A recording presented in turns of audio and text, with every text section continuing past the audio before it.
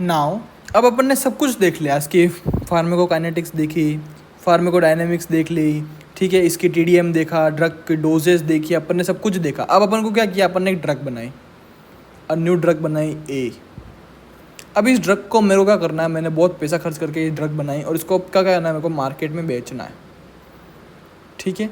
Market में मेरे को क्या करना है, इसको बेचना है। मेरी तरफ से ये ड्रग परफेक्ट है, ठीक है। अब मेरे को इसको क्या करना है, मार्केट में बेचना है। पर उसको बेचने से पहले अपने पास होता है क्लिनिकल ट्रायल्स। कुछ ट्रायल्स होते हैं जो एक ड्रग को मार्केट में ले जाने से पहले अपन को करने होते हैं, ठीक है।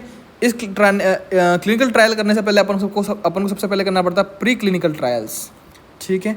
प्री क्लिनिकल ट्रायल्स क्या होता है? प्री क्लिनिकल ट्रायल सबसे पहले ये जो प्री क्लिनिकल ट्रायल्स हैं ये आपके किस में होता है, डन इन एनिमल्स, ठीक है, डन इन एनिमल्स, ये एनिमल्स के अंदर होता है, ठीक है। दूसरा, अब ये जो प्री क्लिनिकल्स अपन ने एनिमल्स के अंदर किया वो क्यों किया? We see whether the drug is safe और नॉट। अपन इसमें क्या देख रहे हैं, ड्रग की सेफ्टी देख रहे हैं, ड्रग की सेफ्टी देख रहे हैं। अगर ड्रग सेफ है तो प्री क्लिनिकल के अंदर ये चलेगा, नहीं तो जानवर मर जाएगा, सीधी सी बात है। वेदर इट इज़ इफेक्टिव और नॉट, सेफ्टी और एफिकेसी अपन दोनों ही इसमें देख रहे हैं। अब सेफ्टी चलो पता पड़ गया कि अगर मान लो एनिमल मर गया तो सेफ्टी अपन को पता चल जाएगी, लेकिन अपन एफिकेसी कैसे फाइंड करेंगे? सो बेसिकली अगर मान लो अपने पास कोई एंटी हाइपरटेंसिव ड्रग है, ठीक है, कोई एंटी हाइपरटेंसिव ड्रग अपन ने बनाई है, तो अपन पेशेंट को क्या करेंगे, पेशेंट की बीपी हाई कर देंगे। अपन एनिमल की पेशेंट की क्या, एनिमल की बीपी हाई कर देंगे, एनिमल को हाइपरटेंसिव कर देंगे, हाइपरटेंसिव कर देंगे, तब जाकर ही तो अपन को रेस्पॉन्स पता पड़ेगा, ठीक है। तो we can see safety and efficacy from the pre clinical trials, ठीक है। Safety of a drug by doing extensive lab test. अब सेफ्टी कैसे ये क्या हो गया, आपकी एफिकेसी टेस्ट हो गई। अब अपन को कैसे चेक करनी है, सेफ्टी चेक करनी है।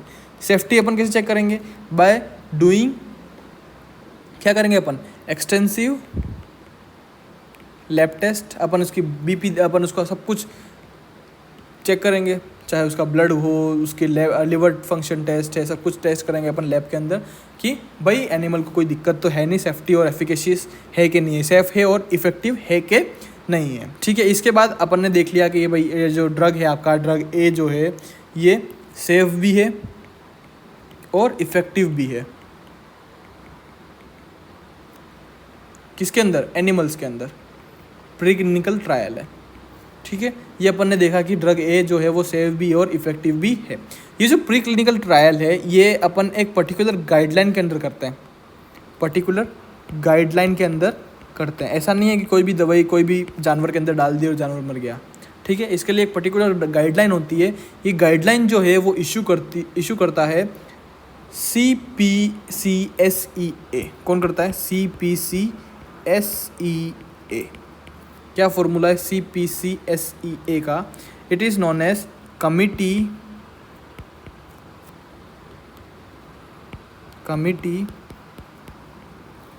ऑफ पर्पस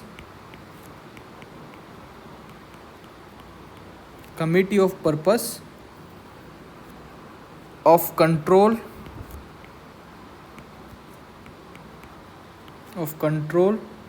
एंड सुपरविजन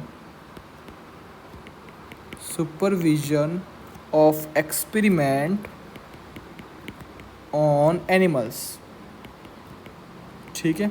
ये जो अथॉरिटी है CPCSEA ये गाइडलाइन इशू करती है फॉर प्री क्लिनिकल ट्रायल्स, जिसके अंदर अपन एनिमल्स का यूज़ करते हैं, जिसमें अपन को सेफ्टी और एफिकेसी पता पड़ता है in animals, not in humans, in animals, ठीक है। आफ्टर पासिंग, अभी जो ड्रग ए है ये सेफ भी है और इफेक्टिव है अकॉर्डिंग टू CPCSEA के गाइडलाइंस के अकॉर्डिंग। अब अपन क्या करते हैं, बेसिकली अभी जो कमिटी है इसने पास कर दिया कि भाई ठीक है ये एनिमल्स के अंदर सेफ भी है और इफेक्टिव भी है, तो ये आगे जाकर अब अपन क्या करेंगे कि जाएंगे लाइसेंसिंग अथॉरिटी के पास में। अपन चले जाएंगे किसके पास, लाइसेंसिंग अथॉरिटी के पास, ठीक है। लाइसेंसिंग अथॉरिटी के पास अपना ये रिज़ल्ट लेकर, इसका रिज़ल्ट लेकर अपन चले जाएंगे लाइसेंसिंग अथॉरिटी के पास। इस लाइसेंसिंग अथॉरिटी में अपन को दो नाम याद रखने हैं। एक पहला जो वर्ल्ड वाइड यूज़ होता है या फिर यूएसए में यूज़ होता है और दूसरा अपने इंडिया में यूज़ होता है। ठीक है, लाइसेंसिंग अथॉरिटी दो टाइप की, अगर अपन को ये जो ड्रग है ये पूरी दुनिया में बांटनी है तो अपन को जाना पड़ेगा एफडीए के पास में। एफडीए की फुल फॉर्म होती है फूड एंड ड्रग एडमिनिस्ट्रेशन। ठीक है, और अगर अपन को इंडिया में जाना है तो इंडिया में अपन को जाना पड़ेगा डीसीजीआई के पास। डीसीजीआई की फुल फॉर्म होती है drug controller general of India. Drug controller general of India ये बैठता है, कहाँ बैठता है? ये CDSCO में बैठता है। ये CDSCO की फुल फॉर्म क्या हो गई? CDSCO की फुल फॉर्म हो गई सेंट्रल ड्रग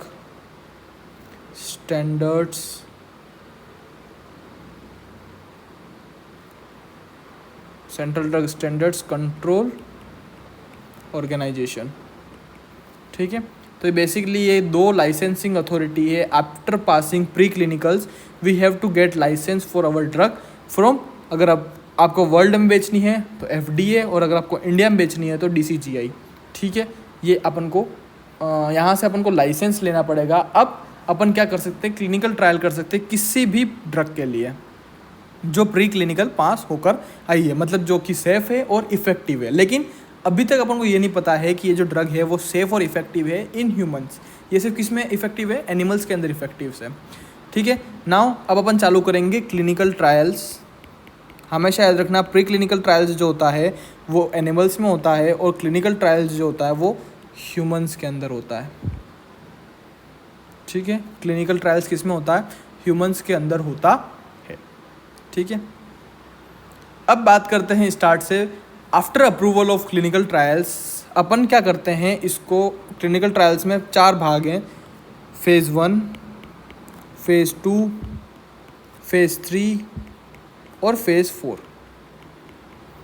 4 ट्रायल्स में क्लिनिकल ट्रायल कंप्लीट होता है, फेज़ 1, फेज़ 2, फेज़ 3 और फेज़ 4। उसके बाद क्लिनिकल ट्रायल्स अप्रूव करता है किसी ड्रग को। ठीक है, सबसे पहले बात करते हैं फेज़ 1 की। अब फेज़ 1 में हो क्या रहा है? सबसे पहले फेज़ 1 में क्या करते हैं अपन? स्मॉल नंबर लेते हैं, स्मॉल नंबर 10, 20, 30, छोटा नंबर ऑफ हेल्थी पीपल। याद रखना, अपन इसमें अपन क्या ले रहे हैं? Healthy people. क्यों हेल्थी पीपल ले रहे हैं अपन? हेल्थी पीपल क्यों ले रहे हैं? पेशेंट्स को क्यों नहीं ले रहे हैं? क्योंकि पेशेंट्स के अंदर कोई भी पेशेंट्स हो सकता है, तो उसके अंदर डोज का जो इफेक्टिव और सेफ्टी और जो डोजेज है वो वेरिएबल आएगा। लेकिन जो हेल्थी पीपल है उसके अंदर क्षमता है, वो क्या कर सकता है, आपकी उसके पास गुड इम्यूनिटी है, वो आपके ड्रग के टॉक्सिक इफेक्ट को टॉलरेट कर सकता है। सो फेज़ 1 में अपन ने क्या किया? स्मॉल नंबर लिया है हेल्थी पीपल्स का। ठीक है, अब अपन क्या करेंगे? इसके अंदर अपन चेक करेंगे। लेकिन अब ये क्या है? हेल्थी पीपल, इनको तो कोई दिक्कत है ही नहीं। अगर आप एंटी हाइपरटेंसिव दे रहे हो किसी को ट्रायल के अंदर, लेकिन उस पेशेंट को हाइपरटेंसिव है ही नहीं, उसकी बीपी तो नॉर्मल है, तो अपन कैसे चेक करेंगे उसकी इफेक्टिवनेस को? सो फेज़ 1 में याद रखो एफिकेसी, यहाँ पर अपन चेक नहीं कर सकते, एफिकेसी नॉट डन हियर। ठीक है, एफिकेसी फेज़ 1 में चेक नहीं होती है, नॉट डन यहाँ पर। ठीक है, यहाँ पर एफिकेसी फेज़ 1 में चेक नहीं होती है। ठीक है, अब ये क्या है? हेल्थी पीपल है, तो अपन इससे क्या जान पाएंगे? Because of the peoples are healthy people है अपने पास, तो अपन क्या जान पाएंगे? टॉक्सिक इफेक्ट, एक पेशेंट में क्या टॉक्सिक इफेक्ट आएगा, ठीक है, या फिर उस पर्सन में क्या टॉक्सिक इफेक्ट आएगा, वी कैन नो। अपन उसके अंदर टॉक्सिक इफेक्ट देख सकते हैं, मतलब उसकी सेफ्टी देख सकते हैं। ठीक है, टॉक्सिक इफेक्ट मतलब safety. For drug we know about toxic, जैसे कि अगर मान लो कोई ड्रग है, एंटी कैंसर ड्रग है, ठीक है, अब एंटी कैंसर ड्रग तो अपन हेल्थी पीपल में देंगे नहीं, क्योंकि वो तो कैंसर थोड़ी है उसके पास, एंटी कैंसर ड्रग थोड़ी देंगे उसको अपन। तो इस टाइप के अगर मान लो कि अगर अपन को न पता है, अगर if we know toxic effect of drug, then we in phase 1 trial we give it to patients, हम इसको पेशेंट्स को भी देंगे। ठीक है, अगर अपन को उस ड्रग का टॉक्सिक इफेक्ट पता है, only if toxic effect is non only. ठीक है, अगर नहीं पता है तो वो इस प्रोसेस से चलती रहेगी। ठीक है, नाउ अब क्या करेंगे अपन? अब इन सबसे पता पड़ जाएगा कि आपकी जो ड्रग है वो सेफ है या नहीं। अब अपन देखेंगे if the drug has never been given the before. अभी तक ये जो ड्रग है ये तो सिर्फ टेस्ट लैब्स में और एनिमल्स पे काम कर रही है, अभी तक ये ह्यूमंस में आई नहीं है, तो अपन कैसे बताएंगे कि 1 गोली लेनी है 2 गोली लेनी है। तो यहाँ पर अपन चेक करेंगे, क्या चेक करेंगे, ह्यूमन इक्विवेलेंट डोज। ठीक है, ह्यूमन इक्विवेलेंट डोज चेक करेंगे कि भाई 50 से 100 तक के बीच की अपन दवाई दे सकते हैं या 50 से 5000 तक की अपन दवाई दे सकते हैं। We can find range of dose. ठीक है, अपन रेंज ऑफ डोज दे सकते हैं कि 50 से 100 दे सकते हैं, 50 से 5000 दे सकते हैं। लेकिन ये जो 100 है, देखो लास्ट में पता पड़ रहा है 100, ये कैसे डिसाइड किया अपन ने कि 100 ही दे सकते हैं। 50 से 100 ही क्यों दे सकते हैं, 50 से 5000 क्यों नहीं दे सकते, 50 से 10,000 क्यों नहीं दे सकते। ठीक है, तो ये जो लास्ट नंबर है मतलब मैक्सिमम नंबर है, वो कैसे पता पड़ा है, वो भी अपन ने इधर से पता लगाया। मैक्सिमम टॉलरेबल डोज मतलब अपन ने किसको लिया है, मैक्सिमम टॉलरेबल डोज, इसको बोलते हैं MTD, मैक्सिमम टॉलरेबल डोज। अब अपन ने इधर हेल्थी पर्सन को लिया, एक पर्सन को 5 mmg दिया, सॉरी mmHg नहीं, 5 mg दिया, कोई इफेक्ट नहीं आया। 10 दिया, कोई इफेक्ट नहीं आया। 20 दिया, कोई इफेक्ट नहीं आया, नॉर्मल पीपल है। 30 है, कोई नहीं आया। पर मान लो 100 पर उसको टॉक्सिक इफेक्ट शो होने आ गए, तो ये जो 100 है वो MTD, ये सिर्फ सिंगल पर्सन नहीं, कोई एक पर्सन आया, अपने पास स्मॉल नंबर है, एक ओनली सिंगल नंबर नहीं, अपने पास स्मॉल नंबर है, मतलब अपने पास 10-12 होंगे, तो अपन ने एक को 5 mg दिया, दूसरे को 10 mg दिया, तीसरे को 20 mg दिया। अपन तब तक दे रहे हैं जब तक अपन कोई टॉक्सिक इफेक्ट शो नहीं हो रहा है। अपन को टॉक्सिक इफेक्ट शो हुआ मतलब वो क्या है, आपका मैक्सिमम टॉलरेबल डोज है। तो अपन फेज़ 1 से अपन को क्या क्या पता लगा, फेज़ 1 से अपन को क्या क्या पता लगा, सबसे पहले अपन को पता लगा MTD, मैक्सिमम टॉलरेबल डोज। सबसे इंपॉर्टेंट चीज़ है जो फेज़ 1 में अपन को पता लगती है, MTD। ठीक है, MTD। ये जो रेंज है ये कहाँ से निकालनी है अपन ने, ये जो रेंज है ये रेंज अपन ने निकाल ली फ्रॉम प्री क्लिनिकल। ठीक है, कि 50 से चालू करनी है ये अपन ने प्री क्लिनिकल से निकाली, लेकिन 100 तक देनी है ये अपन ने फेज़ 1 में जाना MTD से। अगर मान लो MTD आपके ऑप्शंस में नहीं है तो उससे पहले अपन ने क्या देखा कि डोज कैसे दे रहे हैं। तो MTD से अगर MTD नहीं हो तो फेज़ 1 का एक और आंसर है डोजिंग। अगर मान लो डोजिंग भी नहीं है तो अपन क्या देखेंगे इसके अंदर कि इसकी जो फार्मेकोकाइनेटिक्स है वो कैसी है, फार्मेकोकाइनेटिक्स। अगर फेज़ 1 में अपन क्या देखेंगे, फार्मेकोकाइनेटिक्स, कि ये ड्रग जहाँ पर अपन को पहुँचानी है वो जा रही है। अगर फार्मेकोकाइनेटिक्स भी नहीं है तो लास्ट में अपन चूज़ करेंगे सेफ्टी, क्योंकि सेफ्टी भी अपन को इधर फेज़ 1 में कहीं ना कहीं तो दिख रही है, लेकिन सेफ्टी को और भी अपन आगे परखेंगे, इसलिए सेफ्टी यहाँ पर not much better answer like MTD। MTD is a must answer. अगर MTD मिलता है तो फेज़ 1 का आंसर है MTD। It is a main M for phase 1 reaction. ठीक है, नाउ बात करते हैं फेज़ 2 रिएक्शन की। यहाँ बात करते हैं अपन phase 2 reaction, sorry phase 2 trial की। फेज़ 2 ट्रायल में क्या हो रहा है, फेज़ 2 में क्या हो रहा है, ये सबसे पहले अपन हेल्थी पेशेंट में दे रहे थे, ये अपन हेल्थी पीपल में दे रहे थे, ये अपन पेशेंट्स में देंगे। किस में देंगे, पेशेंट्स में। इसका नंबर वेराई करेगा 20 से 200 तक, इतने पेशेंट अपन ले सकते हैं, 20 से 200 तक के पेशेंट्स अपन ले सकते हैं। ठीक है, अब यहाँ पर सबसे पहले इफेक्टिवनेस, अपन पेशेंट ले रहे हैं तो इफेक्टिवनेस अपन को मिल जाएगी। तो एफिकेसी जो होती है क्लिनिकल ट्रायल में पहली बार यहाँ पर चेक होती है। Efficacy tested for first time, tested for first time. ठीक है, एफिकेसी फर्स्ट टाइम यहाँ पर टेस्ट हो चुकी है। एफिकेसी यहाँ पर फर्स्ट, क्योंकि अपन पेशेंट्स को ले रहे हैं तो अपन को पेशेंट्स में इफेक्ट्स दिखेंगे। अब ये जो फेज़ 2 है ये 2 भागों में बटा हुआ है, एक है फेज़ 2A और एक है phase 2B। Phase 2A, phase 2B।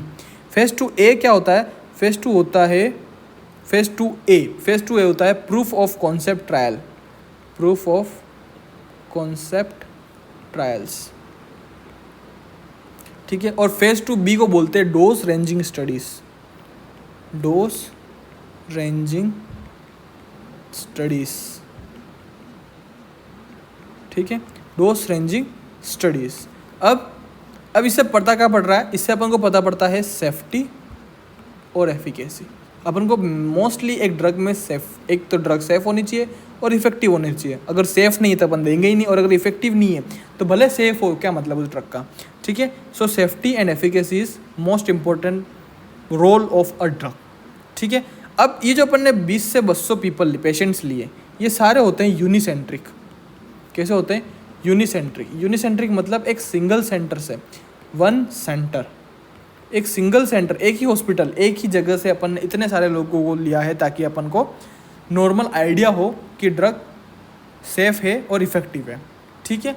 तो बेसिकली अभी तक अपन को सिर्फ आइडिया हुआ है, अपन नॉट कन्फर्म, अपन मतलब we are not confirm about efficacy. So इधर यहाँ पर क्या हो रहा है, फेज 2 में एफिकेसी शुरू तो हो रही है, एफिकेसी फर्स्ट टाइम हो रही है, देखो efficacy for first time, but efficacy is not confirmed, कि यहाँ पर ये इफेक्टिव है या नहीं, ये कंफर्म नहीं है, क्योंकि अपन ने पेशेंट कैसा लिए, यूनिसेंट्रिक लिए हैं। अपन ने सिर्फ एक जगह से, एक पर्टिकुलर रेंज से अपने पेशेंट्स लिए हैं। So patient efficacy is not confirm, but safety of drug we can say that drug is safe. Now बात करते हैं फेज 3 रिएक्शन की। फेज 3 रिएक्शन, ठीक है। अब फेज 3 रिएक्शन में अपन क्या करते हैं, ये होता है, इसको अपन एक और नाम है पाइवोटल स्टडीज। पाइवोटल स्टडी मतलब या इट इज़ फाइनल कि ये जो ड्रग है इसके बाद सेफ है और इफेक्टिव है, ठीक है। इट इज़ पाइवोटल स्टडी, और इसके अंदर अपन पेशेंट्स लेते हैं अप टू 5,000, और ये होते हैं मल्टी सेंट्रिक। कैसे होते हैं ये? मल्टी सेंट्रिक होते हैं, मतलब अलग अलग जगह से लेते हैं। 5,000 पेशेंट्स अपन ने ले लिए। अब अपन ने अलग अलग सेंटर से लिए हैं, तो बेसिकली क्या हो गया, efficacy is confirmed, efficacy is confirmed, ठीक है। एफिकेसी अपन ने कन्फर्म कर दी कि हाँ एफिकेसी तो है। तो बेसिकली अपन ने इधर क्या लिया, अपन ने सेम चीज़ें की, अपन ने यही सारी चीज़ें अपन ने पेशेंट्स लिए, 5,000 तक लिए, मल्टी सेंटरिंग किए, वही सारी चीज़ें, एफिकेसी और सेफ्टी देख रहे हैं, और यहाँ पर अपने पास एफिकेसी कन्फर्म्ड है और यहाँ पर अपने पास सेफ्टी कन्फर्म्ड है। तो आफ्टर फेज 2 और 3 द ड्रग जो है ये वापस जाएगी लाइसेंसिंग अथॉरिटी के पास में, इंडिया, और अगर इंडिया के लिए तो DCGI और USA के लिए तो FDA, इनके पास जाएगी और इनके पास जाकर एक एप्लीकेशन लिखेगी। कौन सी एप्लीकेशन लिखेगी ये लिखेगी NDA, ठीक है। NDA लिखेगी, NDA का नाम है न्यू ड्रग एप्लीकेशन, ठीक है, new drug application, new drug application, ठीक है। ये जब फेज़ 1 आपकी फर्स्ट टाइम जब लाइसेंसिंग अथॉरिटी कहाँ गई आपकी, ये रही लाइसेंसिंग अथॉरिटी, जब फर्स्ट टाइम जाती है तब ये जो अप्रूव करती है, जब क्लिनिकल ट्रायल्स के लिए अप्रूव करती है, तो उससे पहले भी इसको एक एप्लीकेशन लिखना पड़ता है ड्रग वाले को। इसका नाम है INDA, इसका नाम है इन्वेस्टिगेशन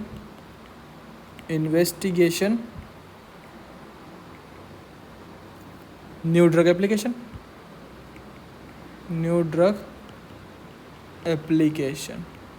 ठीक है।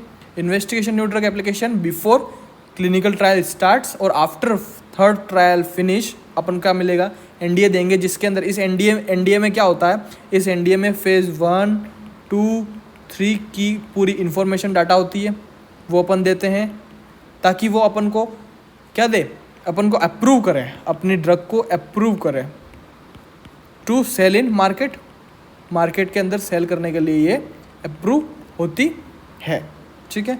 अब क्या हो रहा है बेसिकली कि अब अपन को देखना है कि जो ड्रग है वो मार्केट में कैसा रिएक्ट करती है, ठीक है। अब आपकी जो ड्रग है, ये ड्रग आ गई, किसके अंदर आ गई, मार्केट के अंदर आ गई। अब डॉक्टर्स, कंज्यूमर्स, पेशेंट्स इस ड्रग को ले रहे हैं और खा रहे हैं, पी रहे हैं, मज़े कर रहे हैं, ठीक है। इसके बाद एक स्टडीज़ और होती है, इसको बोलते हैं फेज़ 4। इस फेज़ 4 को बोलते हैं, देखो मार्केट के बाद आ गई है, तो मार्केट के बाद आने के बाद उसको बोलते हैं post market studies, post marketing study, ठीक है। तो बेसिकली पोस्ट मार्केटिंग में अपन क्या कर रहे हैं, पोस्ट मार्केटिंग में अपन बेसिकली अपन देखते हैं कि इसका रेयर एडवर्स इफेक्ट,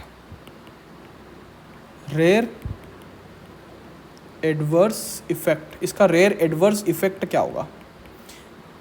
देखो अपन ने देखा था कि फेज़ 3 में 5000 पेशेंट लिए, लेकिन अपन किसी साइड इफ़ेक्ट को रेयर तब बोलते हैं अगर वो 1 in 20,000 पेशेंट्स में हो, 20,000 में किसी एक को हो। तो अपन ने तो सिर्फ 5,000 लिए, तो मान लो कि ये एक छूट गया हो तो अपन को पता नहीं पड़ा हो, तो ये वापस जब पोस्ट मार्केट के अंदर चली जाएगी उसके बाद अपन को पता पड़ेगा कि हाँ भाई कि ये जो दवाई है इससे ये साइड इफ़ेक्ट हो रहा है। अपन को फेज़ 3 तक पता नहीं पड़ा क्योंकि उसमें अपन पेशेंट लिमिटेड थे, टाइम लिमिटेड था। अब अपने पास पोस्ट मार्केट है, अपने पास लॉन्ग ड्यूरेशन ऑफ टाइम है, ठीक है, लॉन्ग ड्यूरेशन है। इसमें अपन को कितना भी साइड इफ़ेक्ट हो, हेडेक हो रहा है, इससे मायोकार्डियल इन्फेक्शन हो रहा है या फिर इससे पेप्टिक अल्सर्स हो रहे हैं, अपन को जितने भी रेयर साइड इफ़ेक्ट्स हैं वो अपन को लॉन्ग ड्यूरेशन में पता पड़ेंगे, चाहे 3 साल हो गए, 4 साल हो गए, 5 साल हो गए, कभी तो कभी उसका रेयर साइड इफेक्ट अपन को शो होगा। ठीक है, तो ये बेसिकली इसलिए काम करते हैं अपन, एक तो रेयर एडवर्स इफेक्ट के लिए और एक लॉन्ग ड्यूरेशन ऑफ के लिए कि भाई इससे कोई दिक्कत तो नहीं है। ठीक है, उसके बाद एक चीज़ है कि ये जो फेज़ 2 है, यहाँ पर फेज़ 2 के अंदर क्या होता है, मैक्सिमम नंबर ऑफ पेशेंट जो है, सॉरी इसके अंदर क्या होता है, मैक्सिमम रिस्क ऑफ फेलियर है। ठीक है, मैक्सिमम नंबर ऑफ पेशेंट नहीं, मैक्सिमम रिस्क फेलियर है। ठीक है, सबसे ज़्यादा ड्रग्स जो होती है, जो ट्रायल के लिए होती है, वो फेज़ 2 के अंदर फेल होती है, क्योंकि यहाँ पर अपन को सेफ्टी भी चेक करनी है और एफिकेसी भी चेक करनी है फर्स्ट टाइम। ठीक है, तो यहाँ पर मैक्सिमम रिस्क फेलियर होती है और फेज़ 4 के अंदर मैक्सिमम पीपल इन्वॉल्व होते हैं। क्यों, लाखों करोड़ों लोग हैं, मैक्सिमम पीपल कहाँ पे होते हैं, फेज़ 4 में होते हैं। ठीक है, अब सीक्वेंस देखो, बेसिकली क्या कैसी सीक्वेंस अपन ने पढ़ी अभी तक क्लिनिकल ट्रायल के अंदर। सबसे पहले आपकी जो ड्रग है वो होती है प्री क्लिनिकल के लिए। ठीक है, प्री क्लिनिकल थी जिसमें अपन एनिमल्स पे चेक किया, फिर अपन क्या करते हैं, लाइसेंसिंग अथॉरिटी के पास जाते हैं, जो क्या लेकर अपन लाइसेंसिंग अथॉरिटी के पास जाते हैं, अपन क्या लेते हैं, INDA, investigation new drug application, investigation new drug application, INDA लेके जाते हैं। लाइसेंसिंग अथॉरिटी 2 है, USA में FDA और इंडिया में DCGI। ठीक है, अब अपन को अप्रूव होने के बाद अपन क्लिनिकल ट्रायल शुरू करते हैं। फेज़ 1 हो गया, फेज़ 1 पास, फेज़ 2 हुआ, फेज़ 2 पास, फेज़ 3 हुआ। ठीक है, फेज़ 3 पास होने के बाद अपन वापस जाते हैं लाइसेंसिंग अथॉरिटी के पास में अपना सारा डाटा जमा करने। अब इस एप्लीकेशन का नाम है न्यू ड्रग एप्लीकेशन।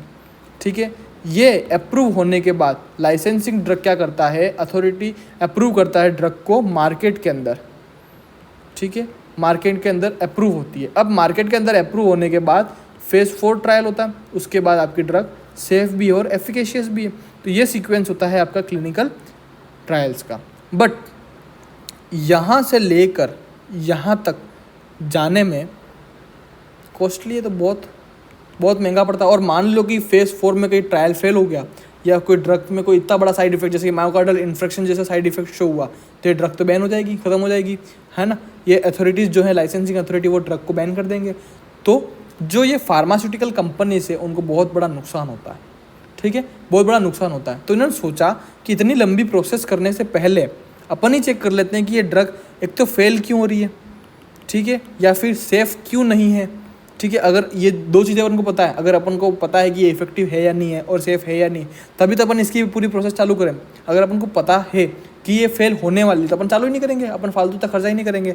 तो इसके लिए एक और होता है, नॉर्मली एक ट्रायल और होता है, इसको बोलते हैं फेज़ 0 ट्रायल। फेज़ 0 ट्रायल, याद रखिए ये कोई इम्पोर्टेंट ट्रायल नहीं है। ठीक है, इट इज़ नॉट मैंडेटरी, ये कोई मैंडेटरी ट्रायल नहीं है, नॉट मैंडेटरी। ठीक है, ये कोई लाइसेंसिंग अथॉरिटी नहीं कहती है कि भाई ये करना ज़रूरी है। ये सिर्फ कौन करती है, जो फार्मास्यूटिकल कंपनी से जिनको अपना पैसा बचाना है इस पूरी लंबी प्रोसेस के अंदर, वो ये करते हैं। ठीक है, इसके अंदर बेसिकली क्या होता है, माइक्रो डोजिंग करते हैं। क्या करते हैं, माइक्रो डोजिंग। मतलब इसमें अपन को सिर्फ ये देखना है कि आपकी ड्रग कहाँ जा रही है। जैसे कि मान लो कि कोई लीवर की दवाई है, ठीक है, और ये जा ही नहीं रही है लीवर के अंदर पहुंच ही नहीं रही है, तो ये कैसे शो करेगी, कैसे अपना इफेक्टिव शो करेगी। सेफ्टी तो अपन को आगे पता पड़ जाएगा, सेफ्टी तो अपन को प्री क्लिनिकल में भी पता पड़ जाएगा, लेकिन इफेक्टिवनेस जैसे कि लीवर में पहुंच ही नहीं रही है तो वो लीवर के अंदर फंक्शन कैसे करेगी। तो माइक्रोडोजिंग होती है अपन 1/100th टाइम ऑफ ड्रग, बहुत छोटा अमाउंट, वेरी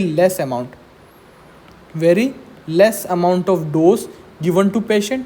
अपन ने बहुत कम पेशेंट को दिया, ठीक है, very less amount of dose, usually 1 to 100, और इसको मैक्सिमम देखें तो ये होता है 100 मिलीग्राम, मैक्सिमम टू 100 मिलीग्राम। ये हम पेशेंट्स को देखते हैं। We can't know safety and efficacious, अपन इधर सेफ्टी एंड एफिकेशियस नहीं देख सकते हैं, सिर्फ अपन को ये पता लगता है कि ये ड्रग लीवर तक पहुंच रही है कि नहीं है। क्योंकि एफिकेसी क्यों नहीं पता लग सकती, क्योंकि ये बहुत कम अमाउंट है, ये अपना इफेक्ट शो ही नहीं करेगी, और सेफ्टी इतने कम अमाउंट से कोई दिक्कत ही, कोई साइड इफेक्ट ही नहीं होगी, ठीक है। तो इतनी कम अमाउंट, इसके साथ में अभी जो ड्रग है जब पेशेंट को देते हैं तो इसके साथ में एक सब्सटेंस ऐड कर देते हैं जिसको बोलते हैं रेडियोलाइगेंड। क्या ऐड कर देते हैं?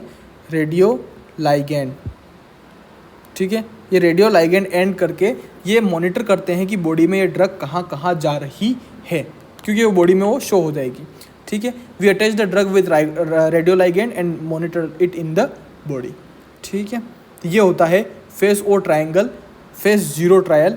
ये नॉट मैंडेटरी है, सब में ज़रूरी नहीं है, और इसमें माइक्रोडोजिंग होती है 1/100, ठीक है। और ये पेशेंट के अंदर देते हैं ताकि अपन को पता पड़े कि ड्रग जहाँ पर पहुँचानी है, ब्रेन तक पहुँचानी है, तो ब्रेन तक पहुँच रही है नहीं पहुँच रही है, बस ये चेक करता है फेज 0 ट्रायल, ठीक है। अब एक चीज़ लास्ट और बची क्लिनिकल ट्रायल में, ब्लाइंडिंग क्या होता है? ब्लाइंडिंग एंड कंट्रोल, ठीक है। ब्लाइंडिंग एंड कंट्रोल की बात करते हैं। ब्लाइंडिंग एंड कंट्रोल होता क्या? सबसे पहले ब्लाइंडिंग एंड कंट्रोल से पहले कुछ चीज़ें हैं वो देख लो। एक होता है प्लेसिबो, ठीक है, एक होता है एक्सिपिएंट। सुनो, प्लेसिबो, सबसे पहले प्लेसिबो क्या होता है? Basically it is a drug like substance.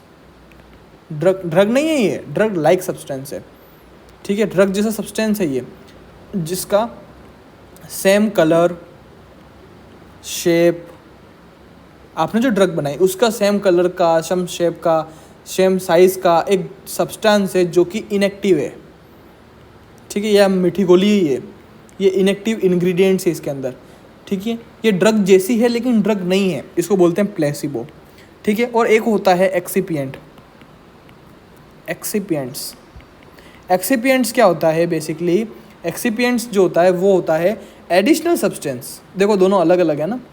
Additional substance added with active substance, अब ये एक्सिपिएंट होता क्या है? बेसिकली सब्सटेंस, ठीक है। ये ऐसी क्या होता है? बेसिकली मान लो कि अपने पास कोई ड्रग है, इतना सा ही देना है अपन को, ये इतना खूब है, लेकिन एक गोली तो इतनी बड़ी आती है।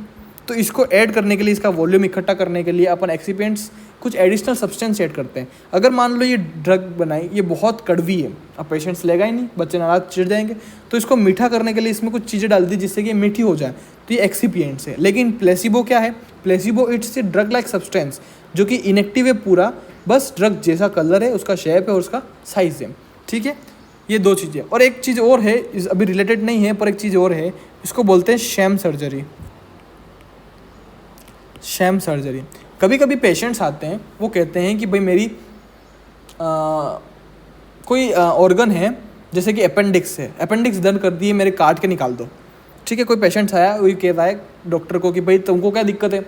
तुमको दिक्कत थोड़ी है कि मैं मर जाऊँ या नहीं जाऊँ, तुम बस एक काम करो, मैं जितना कह रहा हूँ उतना करो, मैं पैसे दे रहा हूँ तुमको कि तुम मेरी अपेंडिक्स को काट दो, मेरे को बहुत दर्द कर रही है। तो अब डॉक्टर कहेगा कि भाई ये तो पागल है, इसको तो बस पीछे बैक पेन हो रहा है और ये अपेंडिक्स काटने की बात कर रहा है। लेकिन पेशेंट्स मानने को ही तैयार नहीं है कि नहीं, मेरे को करवानी है। तो अपन क्या करते हैं? Sham surgery. It is example, sham surgery ये नहीं होती, बस एक समझाने का तरीका, ठीक है। शैम सर्जरी क्या होता है? Basically opening and closing. अपन किसी बॉडी को ओपन कर रहे हैं, उसको बाद कुछ भी नहीं करा, पर अपन ने उस बॉडी में कुछ भी नहीं किया, उसके अंदर कुछ भी नहीं किया, अपन ने सीधा ही बॉडी को क्लोज कर दिया टाके ले लिए, ख़त्म। ये होता है शैम सर्जरी, ठीक है। ये बेसिकली बेवकूफ़ बनाने वाला काम होता है, ठीक है। तो ये तीन चीज़ें अपन ने पढ़ी, प्लेसिबो, एक्सिपिएंट्स और शैम सर्जरी। अब अपन बात करते हैं अपने टॉपिक पे वापस, ब्लाइंडिंग एंड कंट्रोल। अब मान लो अपन क्या कर रहे हैं? टेस्टिंग कर रहे हैं, फेज़ 1 फेज़ 2 ट्रायल्स कर रहे हैं, टेस्टिंग कर रहे हैं। तो अपन को कभी कभी क्या होता है कि अब जैसे कि पेशेंट्स जो बनते हैं, कभी कभी शाणे होते हैं कि हम तो भाई ये करेंगे, हम तो वो करेंगे, इस टाइप से। तो टेस्टिंग में क्या होता है? मान लो एक ड्रग बनाई अपन ने, ठीक है, पेशेंट्स को दी, 10 जनों को दी, पेन किलर थी, 10 जनों को पेन था, ठीक है, 10 जनों को पेन था, 10 में से 7 ने बोला कि पेन ठीक हो गया और 3 ने बोला पेन ठीक नहीं हुआ। तो चलो ठीक है, ये मान लिया अपन ने कि हाँ 7 जनों को ठीक हो गई, 3 जनों को ठीक नहीं हुई। अपन ने फिर से वही गोली दी, अब अपने पास रिजल्ट आया कुछ इस टाइप से, 1 को सही हो गई, 3 को सही हुई, सही नहीं हुई, ठीक है, सॉरी 2 को दर्द हो रहा अभी भी। लेकिन एक चीज़ है, यहाँ पर अपन ने ड्रग दी थी, यहाँ पर अपन ने ड्रग दी थी और यहाँ पर प्लेसिबो दिया था। प्लेसिबो मतलब drug like substance but not इंक्रीड, मतलब ये तो एक मीठी गोली है, इससे कोई मतलब ही नहीं है। लेकिन पेशेंट्स को पता है कि अपन को गोली मिल रही है दर्द की, तो इन्होंने जानबूझ के बोला कि हाँ दर्द ठीक हो गया। भले उनको पता है, उनको स्केलिंग करनी नहीं आई है, पर उन्होंने गलती से बोल दिया या जानबूझकर बोला। तो इस प्लेसिबो इफेक्ट को ख़त्म करने के लिए अपन को तो ड्रग की टेस्टिंग ओरिजिनली चाहिए। अब क्या पता ये तो मजाक कर रहे हैं, इनकी मजाक के चक्कर में कोई इंसान की लग जाएगी। तो इसको चेक करने के लिए अपन करते हैं ब्लाइंडिंग। ब्लाइंडिंग में क्या करते हैं, अपन पेशेंट को बताते नहीं है कि इनको ड्रग मिल रही है या गोली मिल रही है या प्लेसिबो मिल रहा है, ठीक है, फिर अपन टेस्ट करते हैं, ठीक है। तो अगर अपन मान लो कि ये इसमें 2 चीज़ देखो, एक तो हो गया सब्जेक्ट मतलब जो पेशेंट है, जो ट्रायल का फॉर्म वो, और दूसरा होता है आपका इन्वेजिलेटर या डॉक्टर, ठीक है, इन्वेजिलेटर या डॉक्टर। अब अगर मान लो सब्जेक्ट को नहीं पता कि इसको ड्रग मिल रही है या ये सब्जेक्ट अवेयर नहीं है कि इसको ड्रग मिल रही है या प्लेसिबो मिल रहा है, लेकिन इन्वेस्टिगेटर को पता है कि इसको ड्रग मिल रही है या प्लेसिबो मिल रहा है, तो इस टाइप की जो ब्लाइंडिंग होती है इसको बोलते हैं सिंगल ब्लाइंडिंग। क्या बोलते हैं? सिंगल ब्लाइंडिंग, ठीक है। लेकिन कभी कभी क्या होता है कि ये जो इन्वेजिलेटर होते हैं ये कहते हैं कि भाई तू तो झूठ बोल रहा है, तू सही नहीं बोल रहा है। कभी कभी डॉक्टर्स के मुंह से भी निकल जाता है कि भाई तेरे को तो जबकि गोली ही नहीं दे रहे हैं तो तेरे को कैसे ठीक हो रहा है दर्द, ठीक है। तो इस टाइम में अपन क्या करते हैं कि अपन को इफेक्ट अच्छे से चाहिए, तो अपन सब्जेक्ट को भी अवेयर नहीं रखते हैं और इन्वेजिलेटर को भी पता नहीं लगते हैं। तो इस टाइप का जिसमें इन्वेजिलेटर और सब्जेक्ट दोनों ही अवेयर नहीं है, इस टाइप की ब्लाइंडिंग को बोलते हैं डबल ब्लाइंडिंग, ठीक है, डबल ब्लाइंडिंग। सिंगल ब्लाइंडिंग जो होती है वो अपन करते हैं फेज 2 के अंदर। किसमें करते हैं? फेज 2 के अंदर। और डबल ब्लाइंडिंग जो होती है वो अपन करते हैं फेज 3 के अंदर। इसमें सबसे बेस्ट कौन सी है? सबसे बेस्ट है डबल ब्लाइंडिंग, ठीक है। ये होता है एक टेस्ट करने का फॉर्मूला, ब्लाइंडिंग। और एक और चीज़, नो ब्लाइंडिंग